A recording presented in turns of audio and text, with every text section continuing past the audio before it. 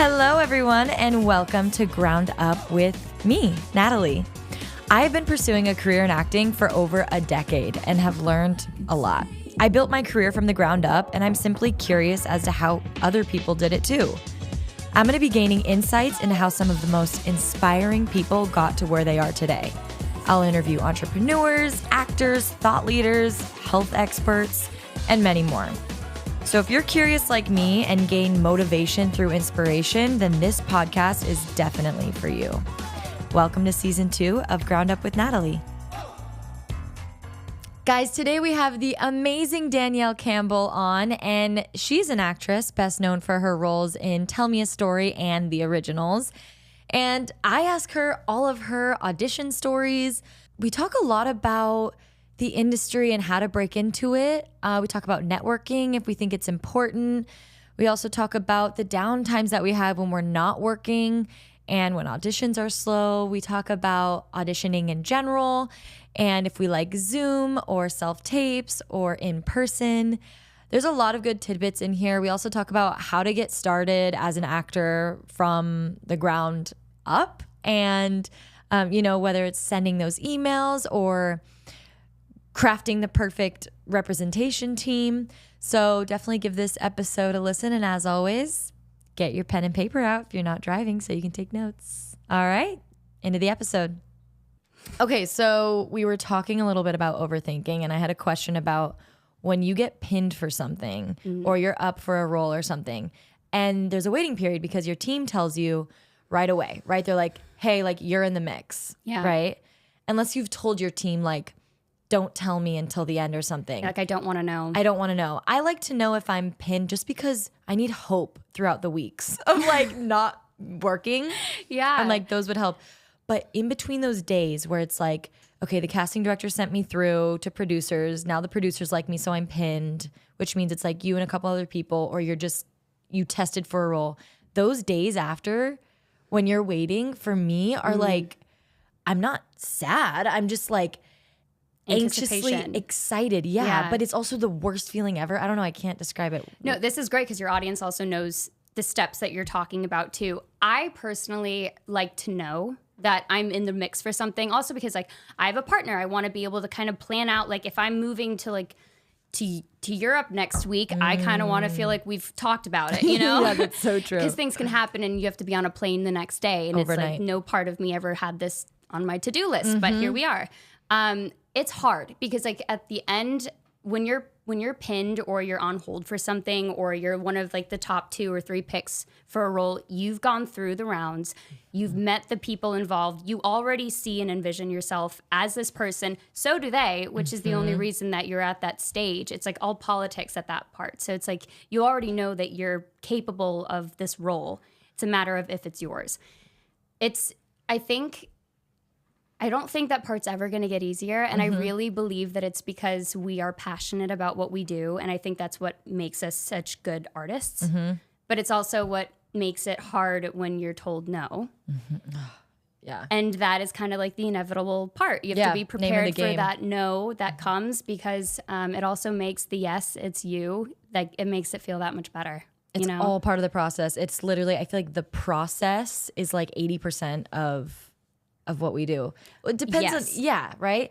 Unless you're like, the 0.5% of working actors where you're just like, the Denzel, Tom Cruise, I don't know, where it's just like the A-listers. The A-listers. But other than that, you're auditioning for things and you're waiting for, the booking. And so that's the process and it's inevitable. Like you can't escape it. It comes in waves too, right? Like you can be hitting role after role and like booking constantly and then have a couple year period where it's just silence. Couple years. That is hard. And you're not alone when that happens because that is pretty much, I really believe it's probably most actors' trajectory. Like for myself, I've acted since I was a kid. I've had years of not working, and then I've had jobs for years and never thought I would see the end of it. So it's part of the journey. It's a very humbling process to be an actor. I think it's a very humbling job and career to pursue.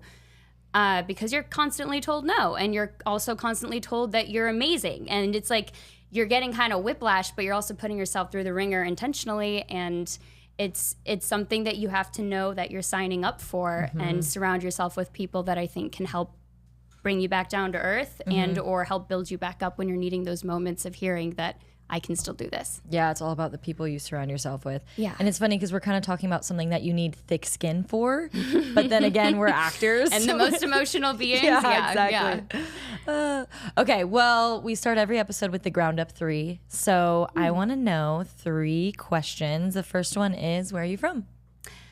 Oh, that's such a fun question because I have like I'll give you like the quick, fast, long version. Okay. Born in Portland, moved to Chicago. Brother was born in Chicago, moved to Singapore, hopped around there for a bit. And then when SARS hit in Singapore, we moved back to the States, moved to New Jersey, and then back to Chicago. And that's kind of where I went to middle school, high school. All of that before middle school. I know. Wow. Portland, Oregon? Portland, Oregon, yeah. Okay. Yeah. My boyfriend's from Portland, Maine, so that's very small. I was going to be And also really? completely opposite sides of the US. Exactly. There we go. Wow, that's so cool. Yeah, I'm from it's fun. freaking Orange County. Hey, girl. That's it. Sunshine. Forever. There we go. Yeah. That's really, wow, Singapore, why? My dad worked in commercial real estate. So his properties, his company was based in Singapore, and then their properties were scattered throughout Southeast Asia. Okay. What was your first paid job? Build-A-Bear workshop commercial. Oh, actually babysitting. But Build-A-Bear workshops more related to what we're talking about. Yeah, but I usually ask like paid, and people are like, oh, I worked at Target or whatever. Yes. But okay, so babysitting. Babysitting was definitely the first thing. And then also I would never not include lemonade stands. I took them very seriously with the signs. Everything. And, Screaming. Yes. You have to. Oh, and then I have to say, this was another fun one. For the 4th of July, we used to go to in Delaware, Bethany Beach, Delaware. We would spend the 4th there. And friends of ours had a place that was right off the beach. And we used to rent out parking for the 4th so that people could watch fireworks. And made bank of like upwards like $100 for a parking spot. Little entrepreneur. That one, I was more of the runner, but I did get paid for it. Collecting the money from the people. You're like, that's $100. They're like handing little 7-year-old. It was a really good business. That's so cool. Yeah. What was your first dream job? Ooh. Oh, God, that's okay. My first dream job. Well, I'm going to give a 2-part answer. My first dream job really was, I think, to be on Broadway. Oh, okay. And I did that. And that felt like the coolest thing in the world to me. And that only happened about 2.5 years ago. Wow. Yeah. Okay.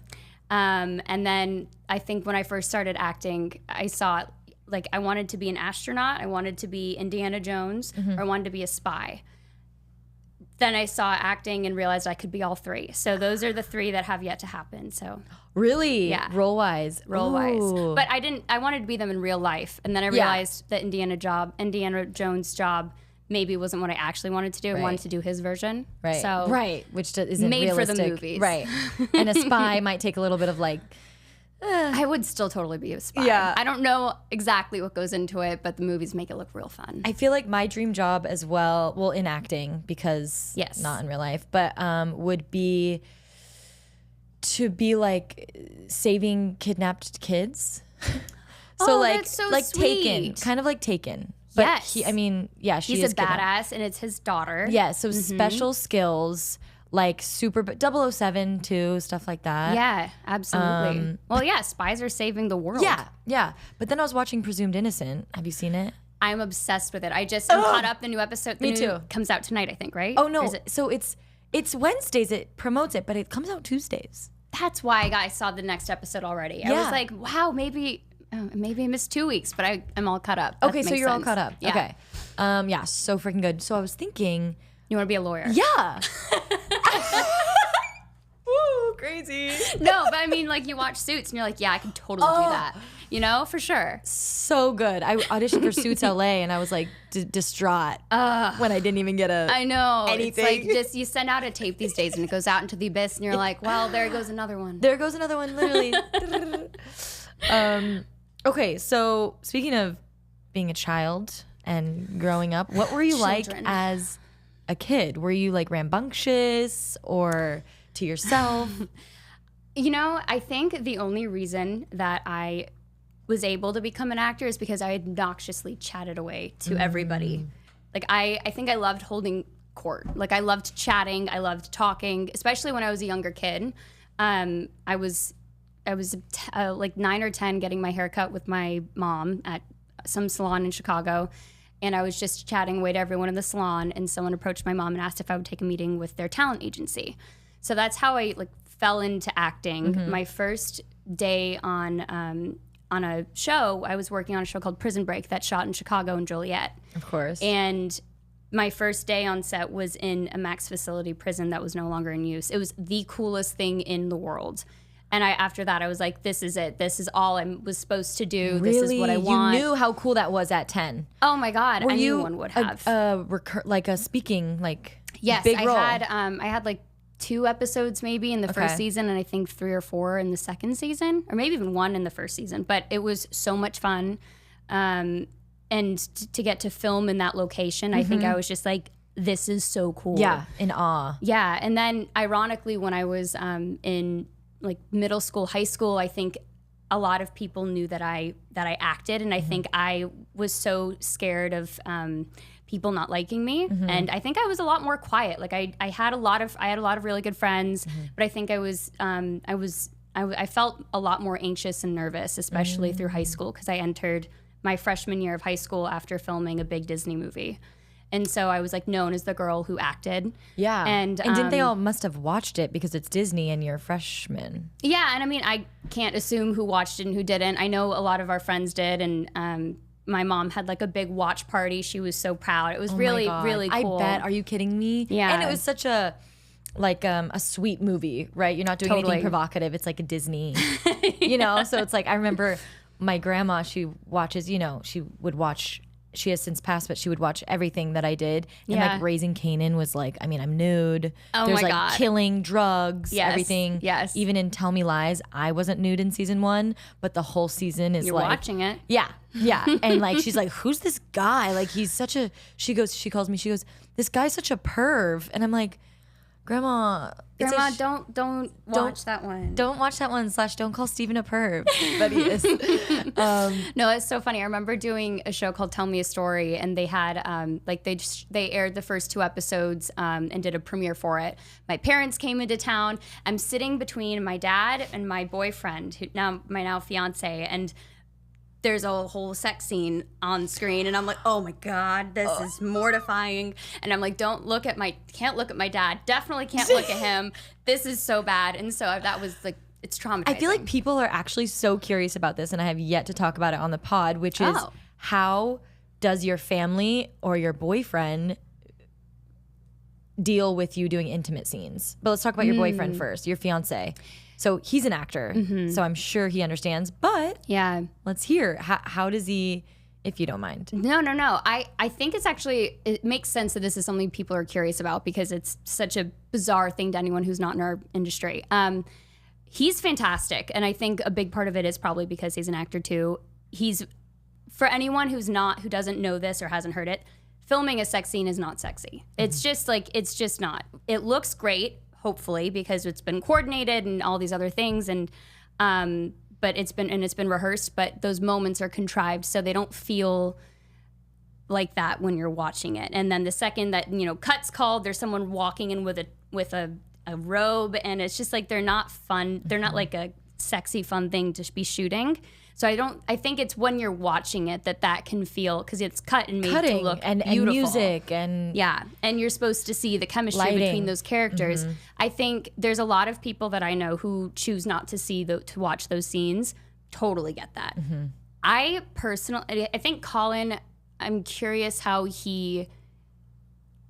I mean, I think they're uncomfortable to watch. I can understand that. I have a weird thing where I feel very much like I'm watching the character version of him. It.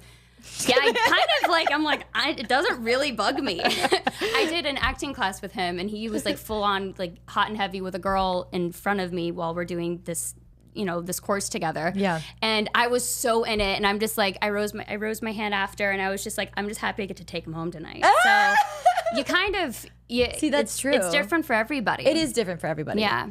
And my boyfriend is not an actor, but he's in the industry. Okay, so he kind of gets it. He kind of gets it, but it's really difficult for him. Yeah, and you know, honestly, I think it's like you need to be able to talk about it. Because I think that's one of the things that might hold it up the most for couples is if you're not able to talk about it, that makes people feel shamed for feeling what they're feeling. Exactly. And you need to be able to talk about it. And if one person's in the industry and the other isn't, or specifically an actor, you have to understand where they're coming from.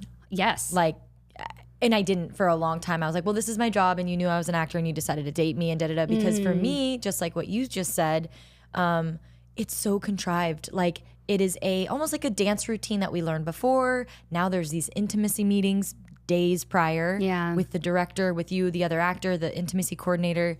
You're going over it, everything. So it's already feels so rehearsed in my head, and it's just not to say it's not real, right? We want... Because it looks real. Like, that's the thing is like, it's not, I feel like it's easier for people the day of something shooting. It's harder actually physically watching it. And I think that's because they're witnessing their person with another. Yeah. And that's hard. I get why that is hard for people. And if you're watching the episode, let's say, and obviously they're hooking up for a reason, so you kind of know the story between them, and everything adds to this scene becoming, between lighting, sound, everything becoming this sexy moment. Yeah. And so... the buildup. Yeah. Yeah. Okay, so we talked, I don't know if we were offline when we talked about this, but having like stints off of work. And for you, I know that you've been working since you were 10 and you've done the originals, you did Based on a True Story. Tell Me a Story. Tell Me a Story. Yeah. Sorry. That's okay. Tell Me a Story, and Famous in Love.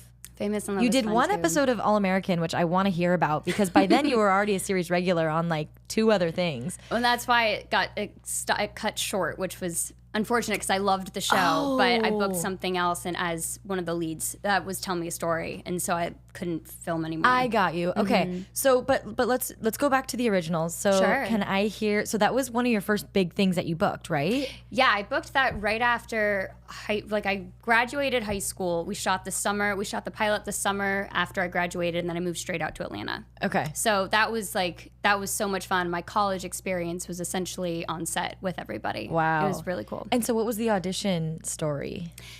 Lots of auditions, and it was a big, because it's such a big cast. The originals has vampires, werewolves, witches, all located in New Orleans, and I'd say like the bigger part, there was like a couple rounds of initial auditions of probably 2 or 3, and then we had a big chemistry read where they were mix matching some of our characters, and I remember the Charles Michael Davis who played Marcel. He was the character that I got to match with a couple times, that I think we had like an easy banter, which was so much fun.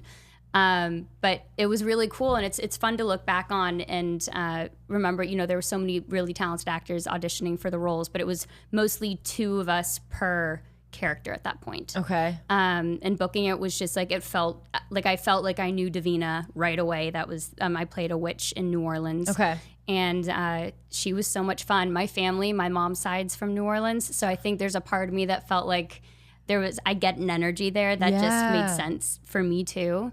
Getting to shoot in New Orleans was a dream. So we got to shoot in the French Quarter. Both Atlanta and New Orleans? Yes. Oh, sorry. So the first season we shot mostly in Atlanta, but we did pickup shots in New Orleans. For like the big monuments or something? Yeah, for kind of like the big overhead shots. And then there were a couple times throughout the rest of the seasons where they would do a couple shots that would air later in the season there too. But for the most part, we shot in Atlanta. They built a whole French Quarter on our stages, which was really cool. And you were in Vampire Diaries for a couple episodes? Or no, Vampire Diaries was the the originals. Well, the originals is kind of like, because vampires are so old in our world. Yeah. The original vampires created some of the Vampire Diaries characters, and so when the original vampires came on to Vampire Diaries, they then gave them a spinoff. So we're technically... Because I remember Klaus. I watched Vampire Diaries. Yes. Okay, so you get it. Yes. Oh my God. So Klaus came, and so we basically started telling like his story in present day that technically would have been at the same time of Vampire Diaries. He's amazing. He's fantastic. Yeah. All the actors on that show were fantastic. It was amazing to get to shoot with them and learn from them. Did you know how big it was going to be because of Vampire Diaries? Or are you the type that's just like, I'm going to film the pilot and let's see what happens next? The pilot it was straight to series. Okay. So I did know that Julie it Plec. had Julie. Yeah, Julie's like a powerhouse. Yeah. Kevin Williamson, I've worked with on 2 shows now. He's like a dream. I mean, honestly, I think everything they touch is gold. Yeah. So honestly, and I don't think I was old enough at the time to really understand that at that time, but the originals was an immediate hit because of the Vampire Diaries, I think for sure. Yeah. But we had like a completely different story, which made it a lot of fun to film. So you test, you're swapping, chemistry reads and stuff, and so now it's you and one. Are they like your agents are like, hey, okay, it's you and one other girl, or you just did you? So I forgot this part. I was actually 17 when I auditioned. So my mom is the one getting all the calls, and she's relaying the information to me. My managers I've been with now since I was 10 too, so I know them very, very well. Wilbur Auckland? Well, so Margot, my manager, was at other places first. I got she is at Luber though now. Okay. Yeah. Okay. And they're fantastic, by the way. Yeah. Who are you with? Yeah, I'm with Greg. You're with Greg. Oh, Yeah. so fun. I think I did see this actually. Yeah, okay. yeah, yeah. Okay.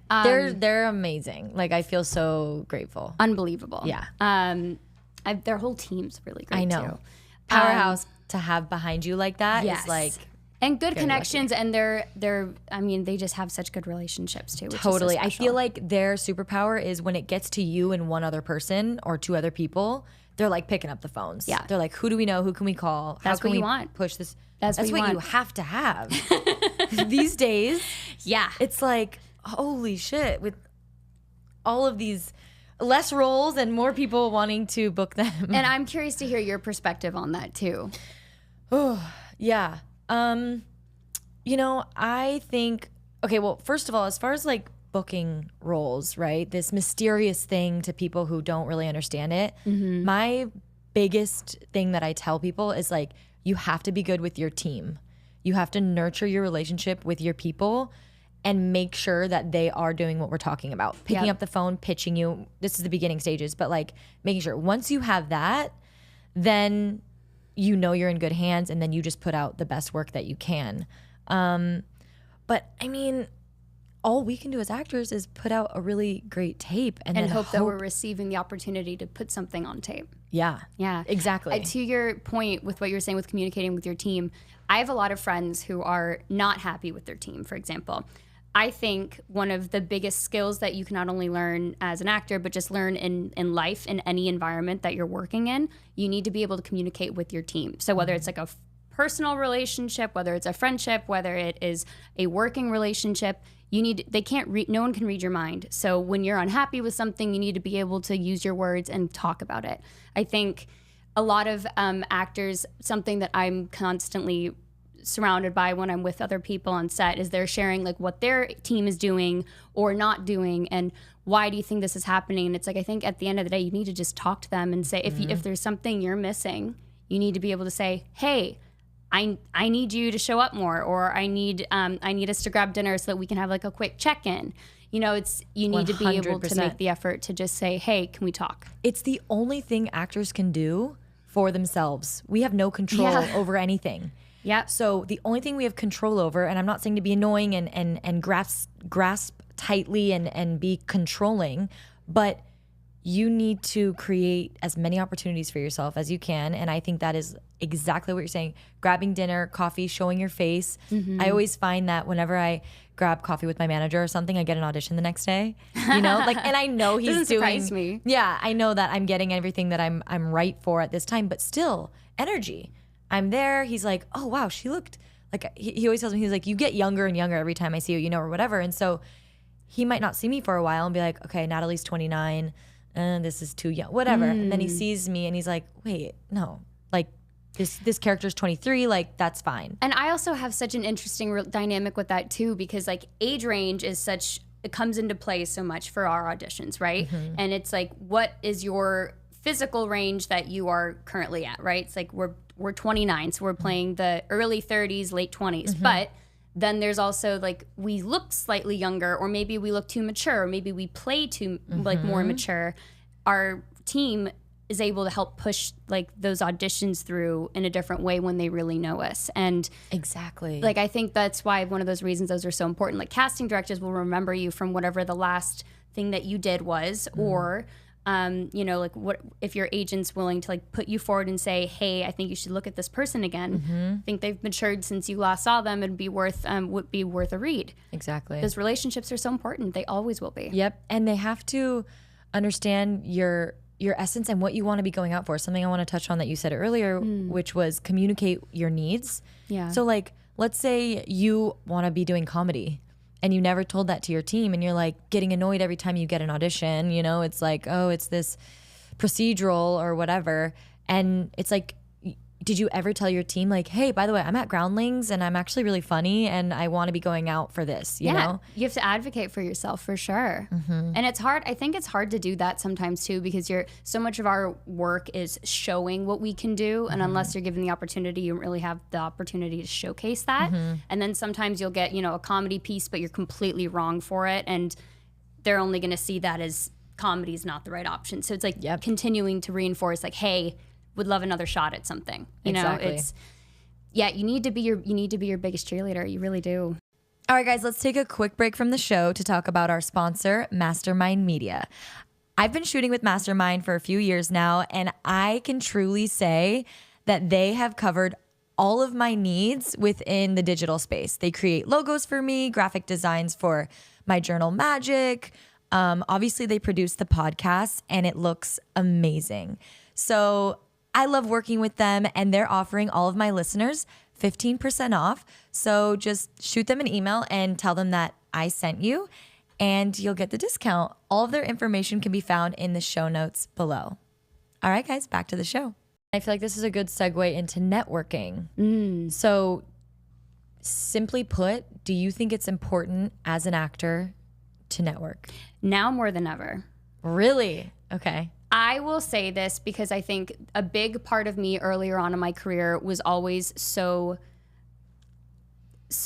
was so much more I guess I was just more nervous in thinking people only, or in thinking that other people would think I'm only trying to use them, because that was so much of what I would hear. Like that was so much of what I would hear about what networking was like in our industry. Same. And so many people. And as a young woman too. And well, no, just like I think I was so overly exposed to hearing that the last thing I wanted was for anyone to not think that I was authentic, because I think I'm a very authentic person and I'm very real. And you know, if I'm not clicking with you, I'm kind of don't really want to waste my time, but also don't want anyone else to feel that they need to. So I think for me, I've had such an interesting dynamic with it, because I've always just tried to not steer things and like pushing toward my career, because I think that's just not in my personality. I think I want my work to speak for itself, but I also continue to recognize too that I think some opportunities only come because people know you and have seen you enough to be able to like try to give you an opportunity. Yeah. I don't really know how it works, to be honest with you. Yeah. I think it continues to confuse me, and I think that's probably apparent since I keep rambling. No, I think, but this is how it works in all of our heads. Like I have mentored few actors, and the number one thing is like, should I be networking? Should I be networking? Should I be networking? And so I got fascinated. And what is networking? What is it? So here's my opinion. My opinion is you're at different stages of your career, of your life, right? Right now, I feel like I'm in a stage where networking could maybe be beneficial at this point, right? Where I'm like, okay, maybe if I start meeting with people and they're like, or like I do projects and I stay in touch with them. I think that's good for anybody. Yes. And that's just like going to school with somebody and being like, hey, we should keep in touch. Yes. And talking about them later. Yeah. Exactly. But if you're starting out as an actor, do I think that by you going out to events or parties or even workshops or acting classes and thinking that you're going to book a speaking TV or film role, I don't think that that's no, and I don't classify any of that as networking anyway. But I think that is actually what most people would classify as networking, so that makes sense. So if that's the case, then I go the opposite direction because I don't think anything I've booked has been through that opportunity. That's the thing. And I ask every guest because I'm curious. And they've all said very naturally and kindly, like, oh, no, I haven't really, booked anything off of networking. So it's interesting. There's those people in LA who, like, my best friend and I have a girl that we know who knows everyone. Like, we don't know how. Literally, but she just knows everyone. But she's never, like, done anything. She's friends with everyone and she's a connector, which is super cool. Yeah. But she's not an actor or a writer or a director. She kind of wants to do all those things. So it just makes me think, like, what's the goal here? My goal is to, book roles on television and film. It always has been since I started pursuing this. And so I think I found out pretty early on that, like, number one, men want to take advantage of me. So why would I try to network or take a meeting with... Why would I put myself in that situation? Yeah, at 5 p.m. at dinner to put me in your movie. Like, you're not going to. No. And I think it's hard to... I'm glad you talk about this because it's something that actually I haven't really discussed, which is probably why I took it the opposite direction. I'm currently writing a script with a friend of mine who's a writer, and the people that we're making a short that we're hoping to sell, and the people that he wants to help produce are people that he's worked with in the past. So I think in my mind, I'm like, well, that's us using our network of what we currently 100%. Know. That being said, that's never how I've booked something. Yeah. Maybe that's how some, like, our friends are, you're friends with other actors and stuff too, and we're trying to make things. And that's where I can see utilizing your network. 100%. That being said, it's not, I think, the way to book a job. Yes. I think that's an organic connection, isn't it? Yeah. I agree completely. If you're writing or you own a production company or you're trying to direct or AD or anything like that, you have to meet people, and that's how you get hired on jobs. You're like, hey, I'm a first AD. If you ever need someone, like, bring me up with you or whatever. Yeah, but that's just continuing to keep those connections and those foundational relationships that you've already started to foster. Yep. Yeah. I'm glad we talked about this. Me too. Okay, so you do the originals. Now you're getting a little older. You're 20, 21, 22. When did you finish that, and what was next? And how did you book that next thing? More auditioning, really. I mean, I'm trying to think of how old I was. I don't quite remember, but You did the originals for how many seasons? I did 3 full seasons, and then I went back for some episodes for the 4th and 5th. Okay. But the other shows and movies that I did after, like, it's continually more auditioning. So I think, like, my question would be, if I'm curious what your response is really too, is like, I'm getting my auditions through my team. Yeah. The question I get a lot through other friends of mine who are wanting to act, or younger students who are trying to come up in the business or figure it out, is like, where do you start if you're not already someone who's repped by somebody? Also, friends of ours who have been dropped by agents and needing to, like, start that whole process all over again. That's a hard experience to kind of continually navigate. And it's not something that's like, there's not a really straight-laced way of figuring that out. I think a lot of it is needing to ask people what they did, and then also recognize that probably will not be your path. And, like, I guess, like, if for a young person who's never started in the industry, where would you say to start? Yeah. So I only pull from my experience, but my experience was pretty ground up, down and dirty, moved here, didn't have any. Very fitting. Yeah. Yeah. I always have to sprinkle it in somewhere. Moved. She's really charming, guys. Yeah. Welcome. Okay, so I moved from Orange County. No financial help from family, and also no mentors. Like, they were supportive, which I was grateful for, because some parents would be like, nope, gotta go to college. They supported it, but they were not in the industry remotely. So I was really on my own. And I feel like then when I started pursuing in 2015 to now, the only way to get auditions for SAG, television, and film is through representatives. Yeah. Because agreed. I submitted myself on LA Casting when I was first starting out, and I booked some really fun, my first job I think was like a non-union Starbucks commercial. Oh, cool. That was like, didn't air, but it was on web or whatever. Good for you. You took initiative though. Yeah. From an early age. Yeah. I was like driving up all the way from Orange County for like, I remember sitting in the waiting room at some auditions and, you know, you're kind of chatting with people. Yeah. Not theatrical. It's just commercial. And these were for like $1,500 buyouts, you know, like, and they're like, you know, I'm chatting. Oh yeah, I just drove up from, and they're like, you drove up for this? And I'm like, the judgment. Yeah. Literally. What? They're just like, you drove up. Because, you know, even here, it's like, you drove from the west side, like, to come I here. know. I hear it all the time now. And so now looking back, I'm like, damn, I did drive every time I would get an audition through LA Casting, because I would submit myself, I would be stoked and I would drive up and eventually booked my first national, which was Farmers Insurance. And that's how I got into SAG. You go, girl. That's awesome. Commercials. Oh, man. and that's such a weird thing too, is you need to book something in order to get you SAG, to get you, what's it called? SAG eligible. Thank you. Yeah. To make you SAG eligible. Which is also so confusing and hard. Yeah. So one way to do it is to get 3 vouchers through being background.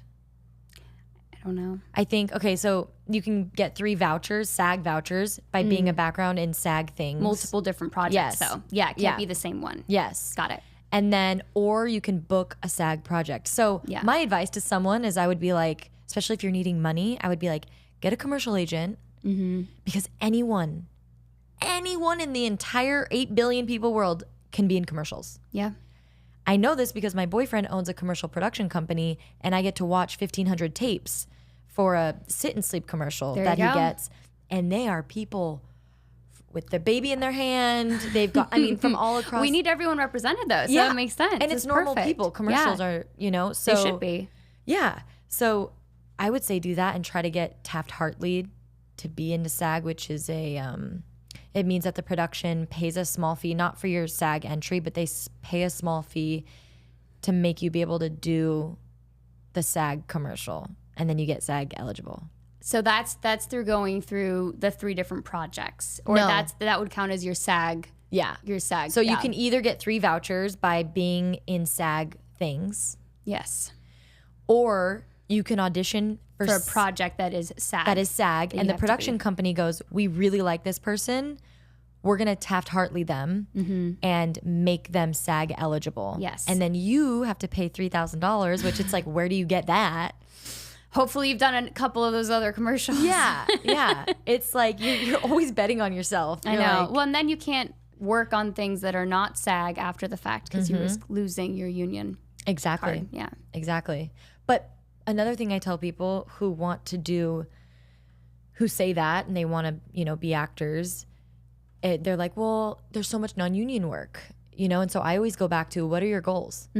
What are your intentions? My goal was like, I mean, back then my literal goal was Vampire Diaries. I was too, I wasn't pursuing it yet when the show was actually on, but just mentally I was like, That type of world, that type of thing. Totally. and I was like, nothing non-union is going to get me there. And so I feel like making decisions like that, when you know your goals, you can easily just be like, okay, my goal is to figure out how to become SAG, you know, because that's the only way you could be on.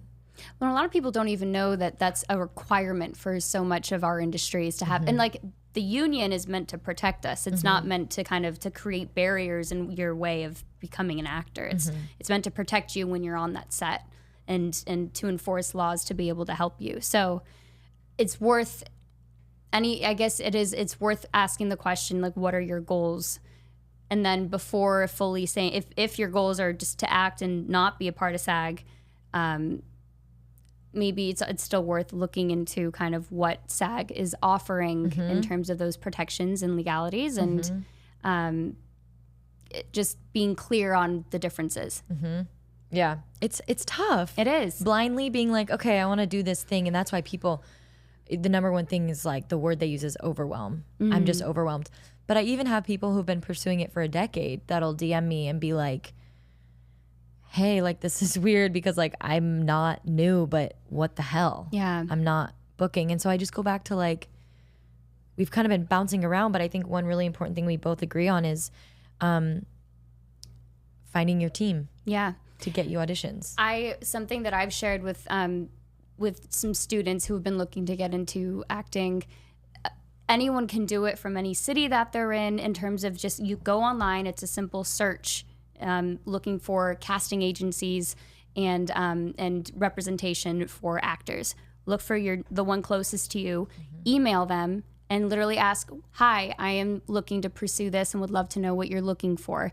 Please send me a breakdown as to, do you need to see like an audition tape? Do you need to see some headshots? Do you need to see my previous work or where I may have been studying?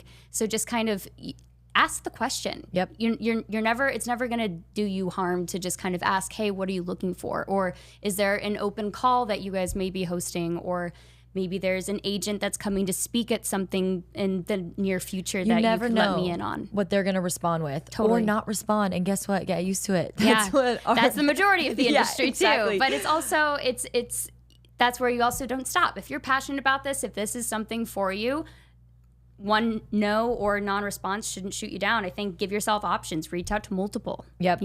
I think for the person who has done all of that, they are repped, but they've been with their reps for 9 months and haven't spoken to them. They need to pick up the phone and say, hey, let's have a check-in. Yep. And if they are weird about that for any reason at all, then you need to let them go and do yourself a service by diving into that fear of now being not repped and going to find other ones who are going to be your number one advocate.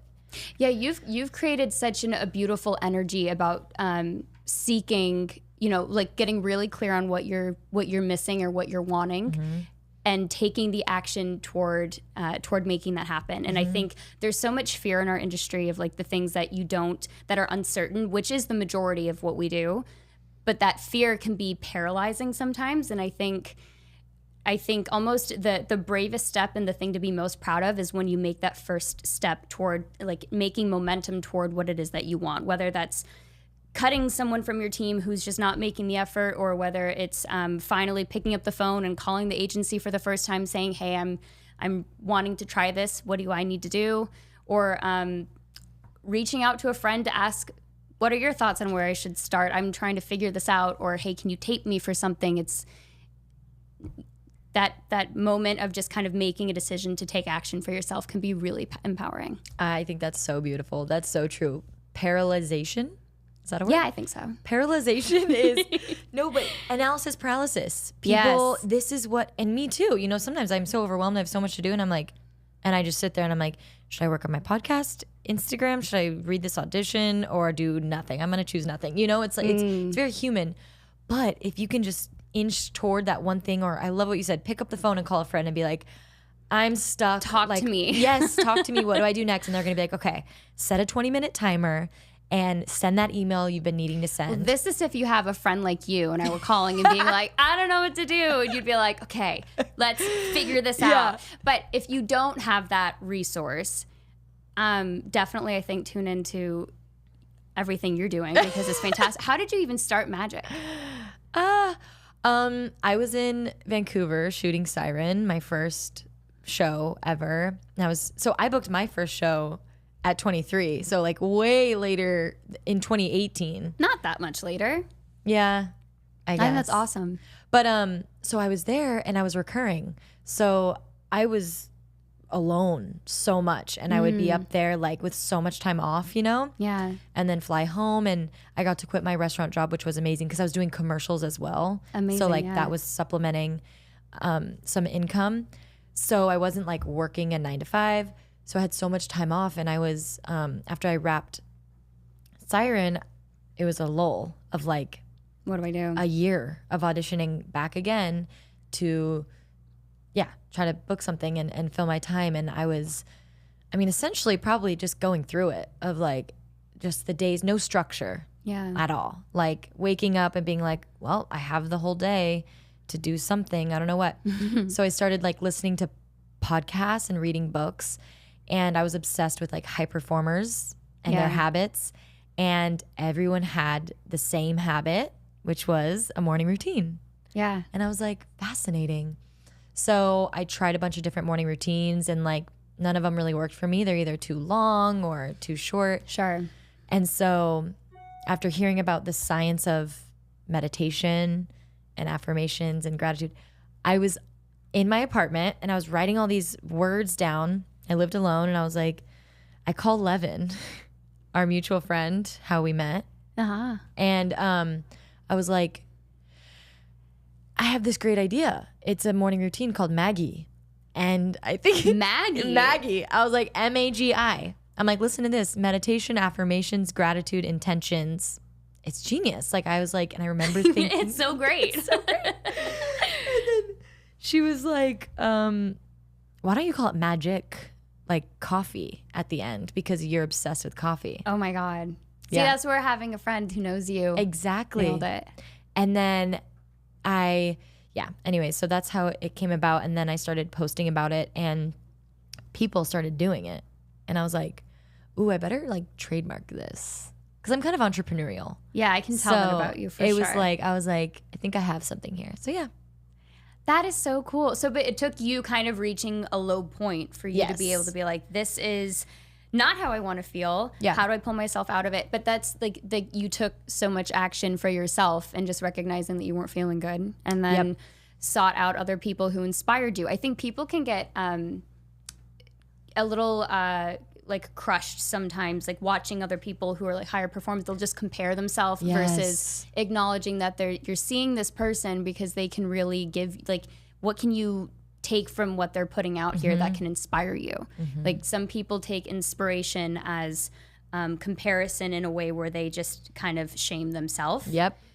I don't know if I think that's coming through clearly, but it's... Yeah, now more than ever. I think it's important that you kind of made a pivot and you went the opposite direction. You were like, I'm going to try some of these things that these people are doing who I really admire. Yeah. They didn't work for you, but you didn't get discouraged and you didn't say... You didn't let that kind of hurt you. You let it build you up. Or think of like, oh, there's so many journals out there. There's so many morning routines. Why start this, you know? Ultimately, it has to be what works for you. Yeah. And the fact that you could try all those and none of them did, like, that speaks, I think, to so many people. Yeah. Thanks. Yeah. Yeah. It's been, and also because, and I want to ask you this, because of how much downtime I've had over the last 5 years. Like I said, I quit my restaurant job at 23. And so I've been working for 6 years now, 6, 7, 8, 9. Yeah.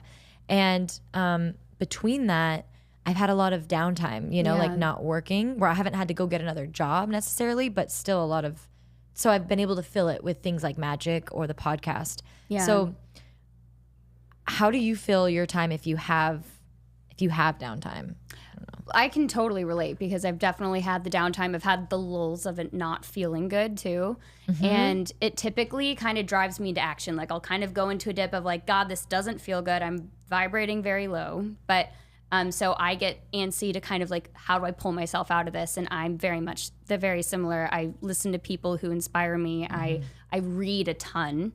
I love immersing myself in other worlds. I think that's something I've done since I was really young and probably where a lot of my imagination comes from. I'm very connected to that part of me. And I'm also like, I chase newness a lot. And it's like, I get like a wanderlust part of me. I think moving a lot probably helped put that in. But my parents have always like traveled with us and we never went to the same place twice really. So I think for me, when I have downtime, I'm very fortunate to be in the position to travel. I travel a lot. Okay. I love that now I can audition even from traveling, which I think that's been great. But when I'm home, I think a lot of me likes trying new things. I love to cook. I love exploring the farmers markets that are nearby us because I love making things that are really fresh. I love painting. I'm not good at it yet, but it's something that I think I'm very creative and I need to utilize that, whether that's cooking or dancing or something. I think I need to kind of scratch the itch there. Yeah. It sounds like these are all things too that get you out of your head and into your hands, your body, cooking, whatever that is. And I feel like a lot of us, including myself, live in our heads. So as an actor, I think because of what you have been sharing, when you have that downtime, it's hard. It's hard to like sometimes pull yourself out of it. And what I now have, because of all those moments that haven't felt good, I have tools that have worked for me. So it's like you have to experience the moments that you feel really low and really shitty in order to recognize like, oh, I remember I've pulled myself out of feeling this way before.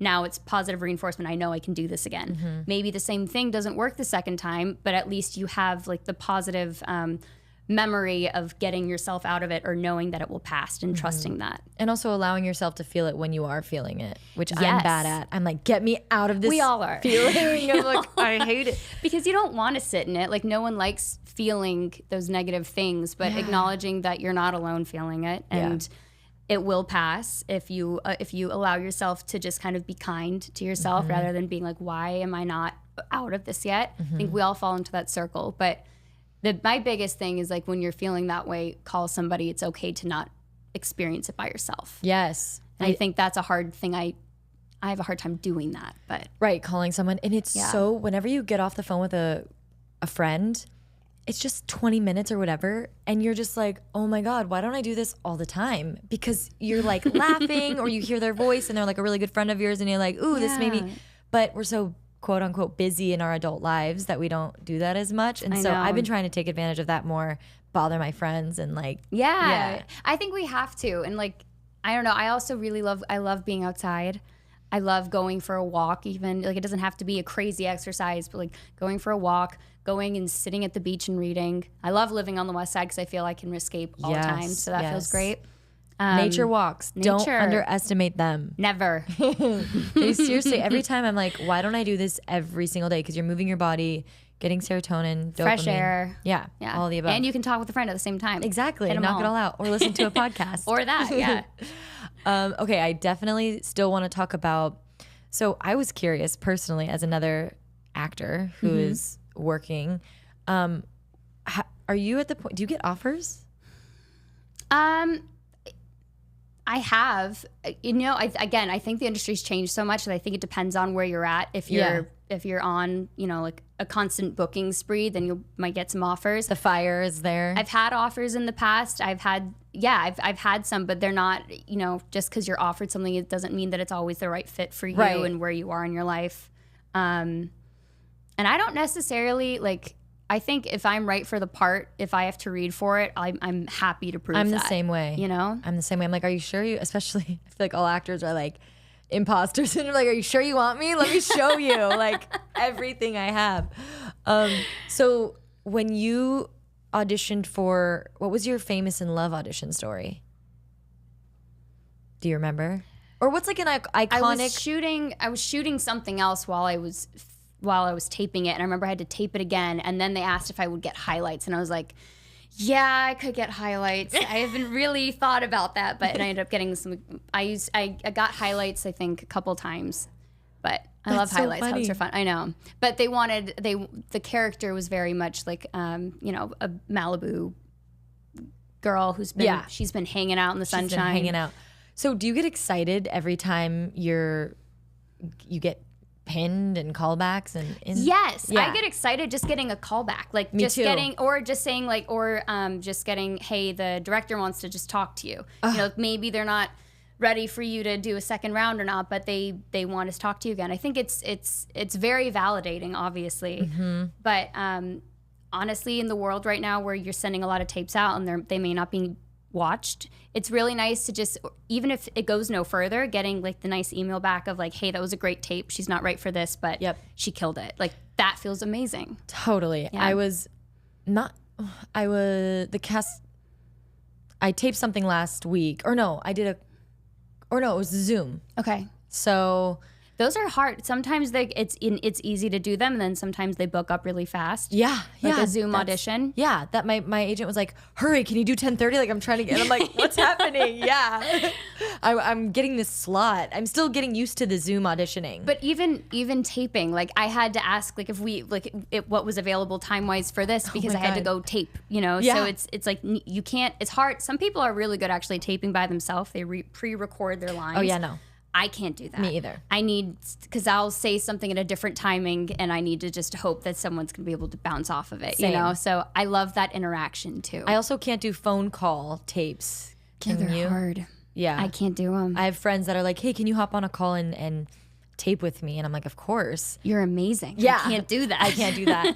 And I'm really lucky. My boyfriend totally tapes with me all the time, which honestly, I know that that's not a normal thing to live with someone. No, that's such a luxury to get to do that. Yeah. When Colin and I are both home, we'll tape together, but we have to both be home. Right. Which is, yeah. Sometimes we'll both have an audition. We don't have the time to give because sometimes, like, depending on how long they are or how intense they are, there was a time where we both had an audition due that week. It was for the same project, and we just physically didn't have the time to be able to tape one another because we want to be able to take and give each other the accurate time and you need attention. Yeah. Yeah. A couple hours, not just like, okay, I have 30 minutes here to like, even if it could be done in 30 minutes. I don't want to know that I only have 30 minutes because that would stress me out. Pressure time. Yeah, same here. I did a Zoom audition for something, and then my agent calls me and she's like, and I've auditioned for this casting director multiple times and she's great. So I knew that like she knows what she wants, Yeah. And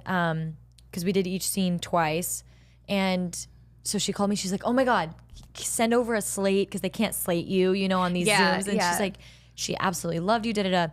And like, even that, I was like, just dreaming. I was like, okay, not even pinned yet. I was just sent to producers, and I was like, oh, this would be so fun. But you knew it was getting passed on because sometimes you do auditions and they get sent nowhere. They're maybe only the first 3 seconds are watched, and they don't even see the whole thing. It's hard. Yeah. It's really hard. How do you feel? Because I know so much of our industry now is either through the computer doing Zoom, which I'm so happy that that's an option now. Yeah, me too. Or it's a tape. Like, did you really connect with taping, or did you really like being in the room? Like, what were you into? It's such a good question. I book more off tapes, just statistically, like my own journey is like, I mean, I don't even know what I've booked in the room. Yeah. Like, because even back then, like when I booked Power, we were auditioning in person, but it shot in New York, so I taped it. Yeah.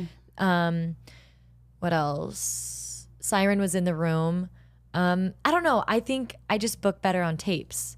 Yeah, so I mean, there's a lot of people who feel that way. Like, I really enjoyed in person. You did? But okay. did you, so like now that you've like doing like a Zoom audition, do you prefer that over taping now? So I just recently started doing Zoom ones like way more frequently where they're like, okay, we have a Zoom appointment. And I'm like, oh, wow, okay. So I have been liking them because the casting director can give me a note and have me tape it again, which I appreciate. That's because what I missed too. I'm like, oh, different direction, or like speed it up. Like that was my note last week. She's like, love everything. They're bantering like and I was like, amazing, thank you. Deliver the lines faster, like easy, right? Can do Easy. that. Wouldn't have thought that, but yes, exactly. Now I know. No, because it's interesting because everyone can we can take in a audition entirely differently.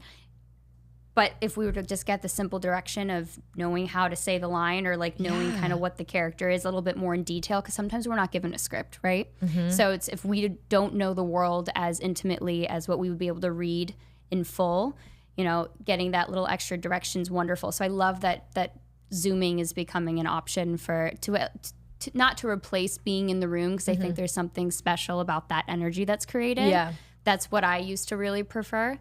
But having the option of interaction with another person. So you're liking the Zooms? Yeah, at first I didn't, because like I remember doing I had actually a chemistry read that was a comedy, and the connection was poor, and my lines were I was hearing my line back when it would get through, but it was and it takes a chemistry the air out. Read on Zoom, comedy, imagine. And you need pace with comedy, and that was really frustrating for me. I remember being genuinely agitated and saying, hey, the lines are coming through late, and they're like, no, we can hear you fine. I'm like, that's not the problem. It's just coming in. I'm hearing it delayed. I'm hearing myself back, and that was hard. That's so hard because you're prepping too. Yeah, the material. But I think everyone's going to be limited in some capacity to something. Yeah. Sometimes Zooms are not available and you have to tape, or sometimes taping's all they're going to do, or sometimes I have heard of some in-person auditions. So I think everything's different, and ultimately they're finding the person who's supposed to play the part, and that's all we can do. Yeah. Can you believe we're testing on Zooms?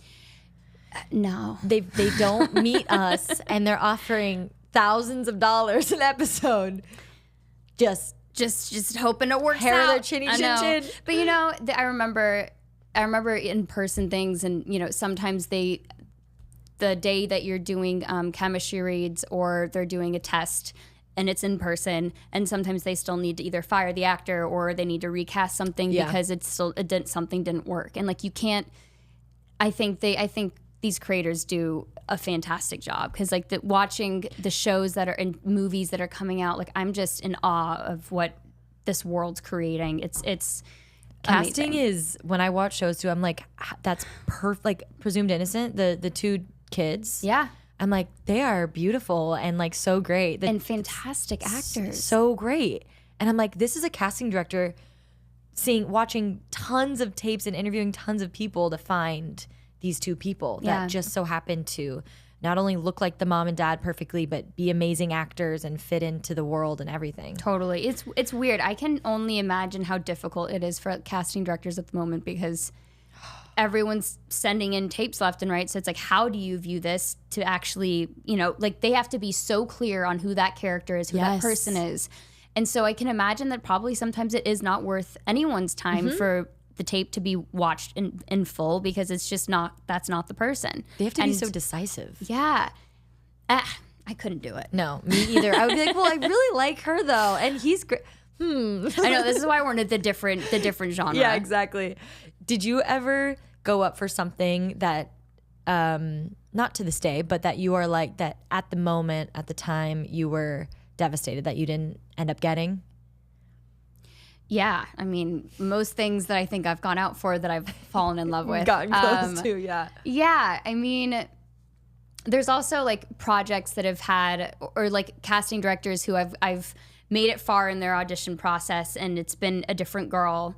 And those are always hard, but like you see yourself in that world so well that you're like, maybe it's just the next project or like, so that's where the relationships that you build, and it's like you just have to like kind of trust the process and it's leaning into that, and it gets hard to do when it goes longer and longer and longer of either not working or not booking or not receiving anything back or not even receiving an audition. It's like we go through waves. I remember listening to a podcast, and I think it was Neil Patrick Harris who was interviewed, but he made this analogy of acting to waves, and like sometimes you're gonna catch a wave and you have to just keep riding it and like allow it to like no matter like how big it is, you have to just catch it and ride it and acknowledge that if you're someone who's still paddling, that just wasn't your wave to catch. Yep. And I know that there's, anyone who surfs, there's people who will catch a wave and try to catch at the same time, and the one person's gonna have to get knocked off. That feels like testing for a project, and one person gets it and another person doesn't. Yeah. And at the end of the day, we're going to catch our wave or we're not, but that's life. That's every industry. That's not even just acting. Yeah. Or you're going to get swallowed up on the shore when you like get you're going to get barreled and not in a good way. You're going to get just crushed by the waves, or you're going to ride a really good one. It's gonna be great. I feel like that was a beautiful way to end the episode. Is there anything else that you want to talk about, or?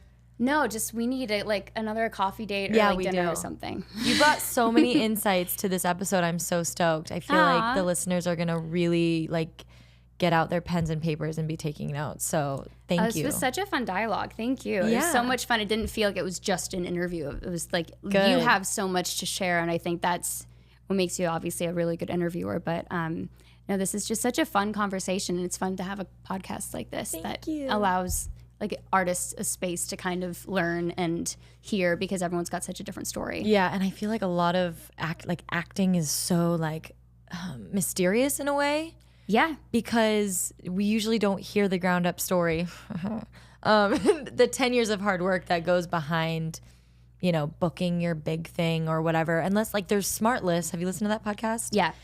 But those are all AAA list celebrities. And they also started, a lot of their guests talk about auditioning in the 90s. And it's so cool to hear. I love it. It's just a different world. It's so different. Yeah. And how fun is it to actually talk to people who are currently still trying to build their careers? Yes. That's the other thing too about our what we do, is that a career is not a job. A job is that next thing that you book. Your career is the trajectory of all the jobs compiled at the end of the road for you. So we are still very much the beginning process of creating that career, building it, figuring out what that means, and none of our stories are the same. So hopefully somebody can find like little tidbits to just listen to and compare themselves and like see that it's possible. Yeah.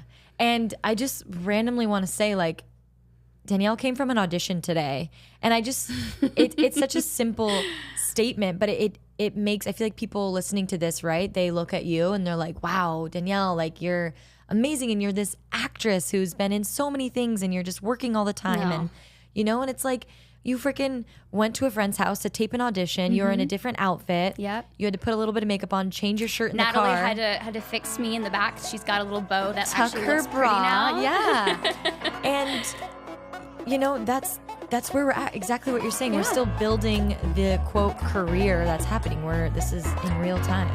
So thank you for sharing. Thank you. Thanks for having me. Yeah.